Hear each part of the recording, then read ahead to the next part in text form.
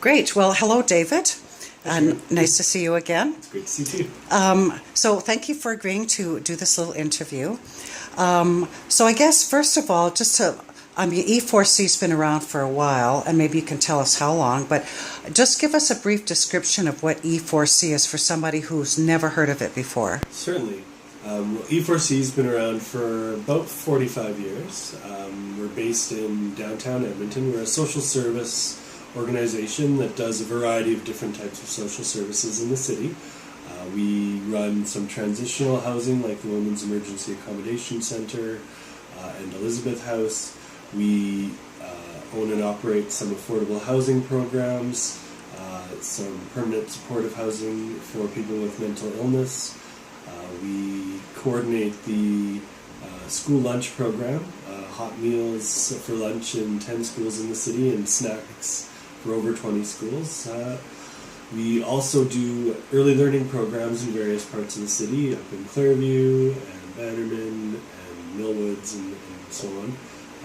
As well, we also have some financial empowerment programs like Make Tax Time Pay, which is a free income tax service for people under low-income cutoffs. So essentially, we're a very diverse organization, and we meet people where they're at, and our primary goal is to end poverty.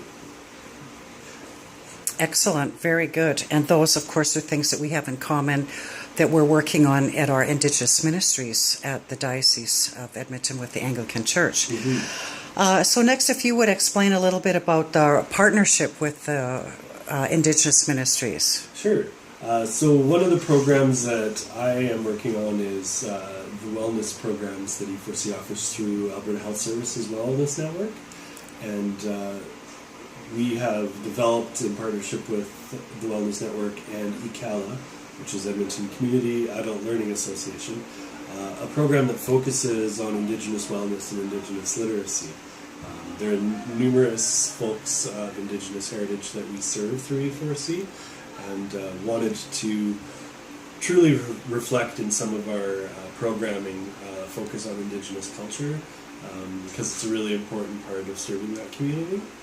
So we have started working with yourself at the Indigenous Ministries, as well as a number of other partners in the community, to offer a monthly talking circle that will essentially be open to any community member.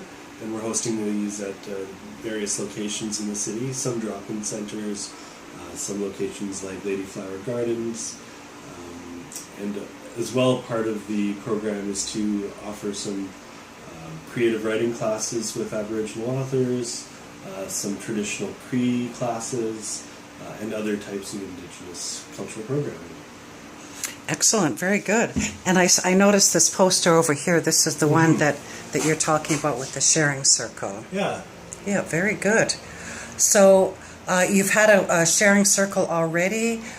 We noticed at Ambrose Place. That's right. So how did that go? Did you get any feedback from people that were there for that? Yeah, there was definitely some good feedback. It was a small group to start with, but with most great movements, you start small. And the feedback was definitely good. It's important to have a place for people where they can share what's happening in their life at that moment, especially in a culturally respectful way. And Ambrose Place is one of the partners that we've been working with over the last few years to really essentially reclaim Indigenous culture for those people who've been homeless, who now live at Ambrose Place. So we feel it's really important for people to thrive, that they be connected to the culture that they're a part of. Yeah, excellent. And then just finally, David, if you wouldn't mind, because people always ask me, what can I do for reconciliation with Indigenous people? What are some of your ideas for that? Well, first of all, get to know some Indigenous people. I know that I would never have really come into the interest around Indigenous culture had I not made friends in the Indigenous community up in the Yukon and here in Edmonton. And so, yeah, definitely get to know some Indigenous people in your community, and definitely get to learn about their culture.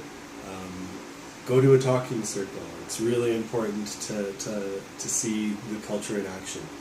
be part of ceremony, learn about traditional Native history in Canada, take a class on Native studies. There's many ways that you can do it. Go to an art gallery that's showing an Aboriginal artist's work. But really, be a part of the dialogue around truth and reconciliation now that this has become a real focal point in our Canadian society, to really look back at the trauma that came from residential schools. Truth and reconciliation is more than just the ability to reconcile with the Indigenous community, but to reconcile with all people, and to really be respectful of all cultures. In a multicultural country like ours, I think reconciliation comes in many shapes and sizes, and I truly feel the Indigenous community is leading that way and teaching us.